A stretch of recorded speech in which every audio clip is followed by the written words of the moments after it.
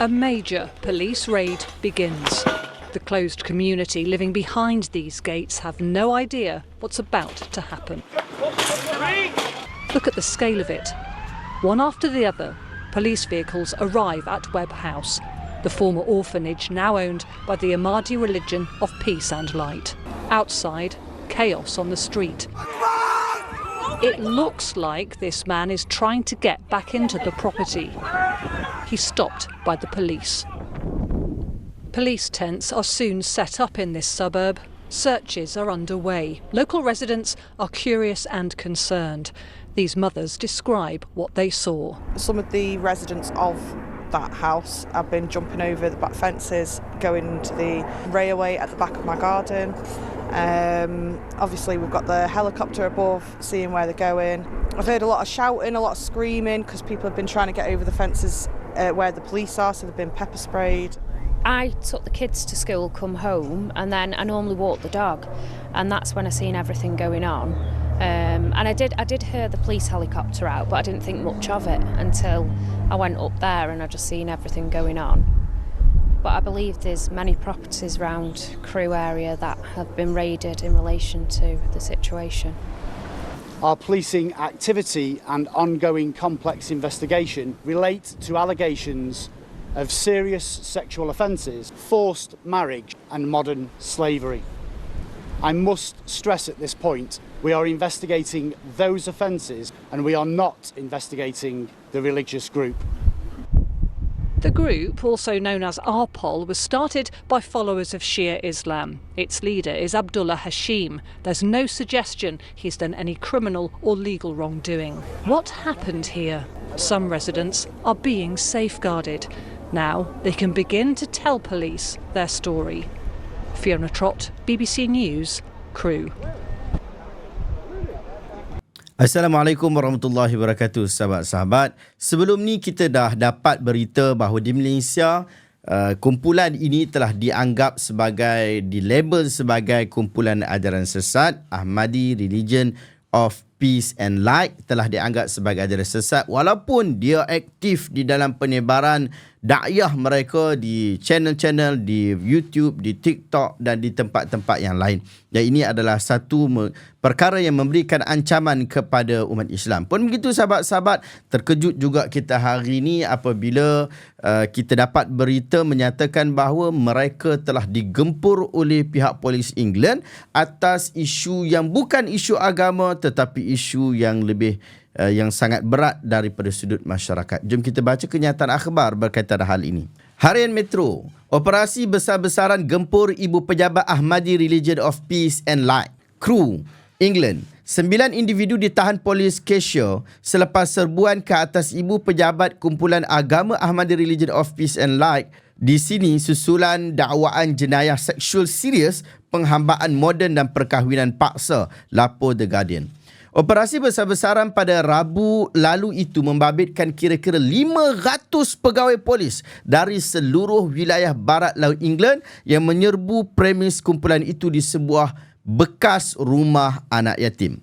Siasatan dimulakan selepas pihak berkuasa menerima laporan daripada seorang wanita di Ireland yang mendakwa menjadi mangsa rogol dan penderaan seksual di ibu pejabat berkenaan pada tahun 2023. Polis mengesahkan 9 suspek yang ditahan terdiri daripada 6 lelaki dan 3 wanita warga asing dari Amerika Syarikat, Meksiko, Spanyol, Mesir, Itali serta Sweden. Selain itu, 13 individu lain turut ditahan atas kesalahan ketenteraman awam yang tidak berkaitan secara langsung dengan siasatan jenayah seksual berkenaan. Ketua Superintendent Gareth Ringley menegaskan bahawa siasatan tertumpu sepenuhnya kepada individu yang dinamakan dalam laporan dan bukan bertujuan menyiasat agama kumpulan terbabit. Beliau turut memberi jaminan bahawa setiap laporan serangan seksual akan disiasat secara serius bagi memastikan mangsa mendapat keadilan sewajarnya di sisi undang-undang. AROPL berpengkalan di Crewe sejak 2021. Kumpulan yang aktif berdakwah melalui YouTube itu dilaporkan mempunyai kira-kira 150 pengikut yang menetap di bangunan tersenarai grade 2 itu. Manakala pengikut lain berada di seluruh dunia. Dianggarkan 56 kanak-kanak turut tinggal di premis berkenaan dan mendapat pendidikan di rumah sekaligus menyebabkan polis bekerjasama dengan pihak berkuasa tempatan bagi tujuan perlindungan. Siasatan sebelum ini di Sweden turut menyebabkan 69 ahli kumpulan ini dibatalkan permit pemastatin mereka sebelum kebanyakannya berpindah ke United Kingdom selepas berdepan ancaman pengusiran. Selain kes jenayah, Kementerian Dalam Negeri UK turut menjalankan siasatan terhadap kumpulan itu berhubung dakwaan penyalahgunaan visa pekerja mahir melalui syarikat produksi video mereka. Bagaimanapun, peguam mewakili AROPL dalam satu kenyataan menafikan sekeras-kerasnya semua dakwaan salah laku dan menegaskan bahawa status immigration ahli mereka adalah sah di sisi undang-undang. Disiarkan pada April 30, 2026. Mengambil perhatian, ada satu kenyataan pada tarikh yang sama oleh Creed Studio. Polis menangkap kultus Ahmadi di UK. Penganut warga Malaysia perlu diberi perhatian.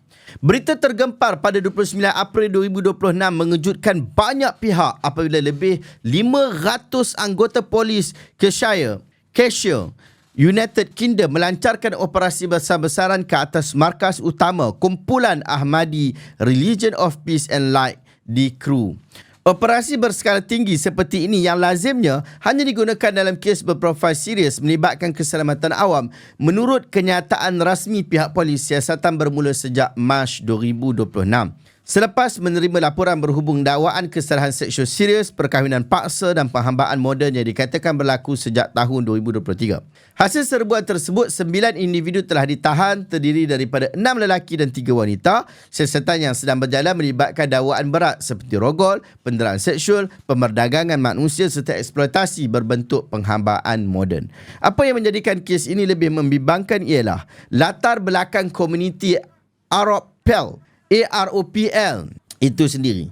Kumpulan ini mula bertapak di United Kingdom sekitar tahun 2021 selepas pemimpinnya Abdullah Hashim Al-Sadiq dilaporkan berpindah dari Sweden. Sebelum itu, beberapa laporan menyebut bahawa pihak berkuasa Sweden pernah mengambil tindakan immigration terhadap ahli-ahli kumpulan ini, termasuk pengeluaran arahan deportasi terhadap puluhan individu. Perpindahan ke UK dilihat sebagai strategi memanfaatkan ruang kebebasan beragama yang lebih luas.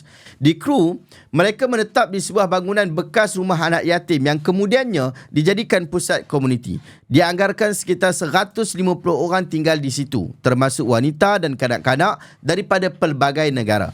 Dalam konteks kajian gerakan kultus, kewujudan komuniti tertutup seperti ini sering menjadi faktor risiko. Apabila satu kumpulan tinggal secara kolektif, bergantung kepada organisasi dari segi keuangan, sosial dan identiti, serta dipimpin oleh figura karismatik yang mempunyai autoriti mutlak, ruang untuk kawalan dalaman dan potensi eksploitasi menjadi lebih besar. Ciri-ciri ini jelas kelihatan dalam struktur Ahmadi. Komuniti mereka dikatakan hidup secara tertutup dengan pemusatan kepimpinan yang kuat terhadap individu Abdullah Hashim. Ahli-ahlinya bukan sahaja sanggup berpindah rentas negara, malah dalam beberapa laporan mereka juga menunjukkan tahap ketaatan yang tinggi terhadap arahan organisasi.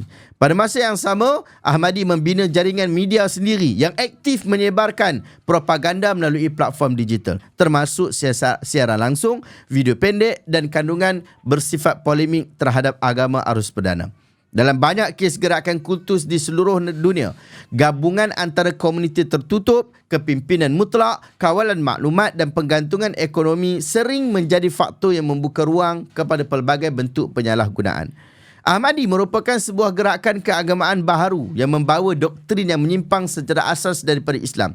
Akar ideologinya berasal daripada pecahan gerakan Syiah eskatologi yang berkait dengan tokoh Ahmad Al-Hasan atau Ali Yamani.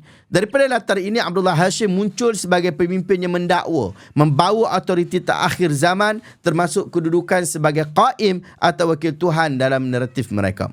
Di Malaysia, perkembangan Ahmadi juga tidak boleh dipandang ringan. Sebelum ini terdapat insiden yang melibatkan ahli kumpulan ini dalam perhimpunan awam yang mencetuskan kontroversi. Selain itu, laporan turut menyebut kewujudan kandungan media sosial berkaitan Ahmadi yang berjaya menarik puluhan ribu pengikut. khususnya dalam kalangan anak muda. Ini menunjukkan bahawa pendekatan digital mereka cukup berkesan dalam menembusi masyarakat tempatan.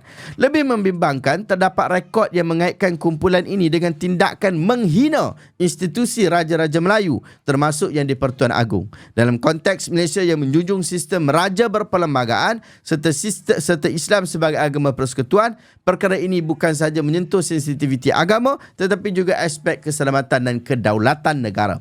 Oleh itu, perkembangan terkini di United Kingdom seharusnya menjadi isyarat amaran yang jelas.